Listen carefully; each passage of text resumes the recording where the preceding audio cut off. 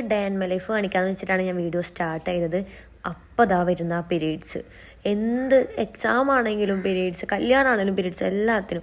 അപ്പോൾ രാവിലെ ഒന്നും എനിക്ക് കുഴപ്പമില്ലായിരുന്നു. പിന്നെ അങ്ങോട്ട് എൻ്റെ മൂഡ്സൊക്കെ ചേഞ്ച് ചെയ്യാൻ തുടങ്ങി. അപ്പോൾ ഒരു അരമണിക്കൂർ ഇരുന്ന് പഠിച്ചിട്ട് പിന്നെ എനിക്ക് ഭയങ്കര പെയിനായിരുന്നു. ഞാൻ അപ്പുറത്തെ ചൂടുവെള്ളം ഇങ്ങനെ കുടിച്ചുകൊണ്ടിരിക്കുകയായിട്ട്. അങ്ങനെ ഞാൻ ജസ്റ്റ് ബാത്റൂം പോയി നോക്കിയപ്പോൾ പീരീഡ്സ് ആയെന്ന് മനസ്സിലായി.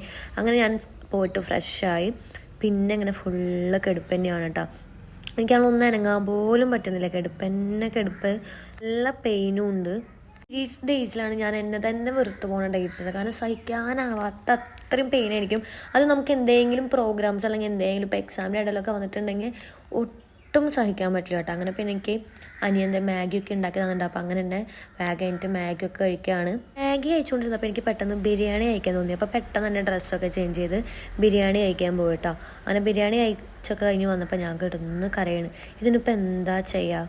അങ്ങനെ ആരെങ്കിലും ഇതുപോലെ പെട്ടെന്ന് മൂഡ്സ് മാറാനാലുണ്ടെങ്കിൽ കമൻറ്റ് ചെയ്യട്ടോ.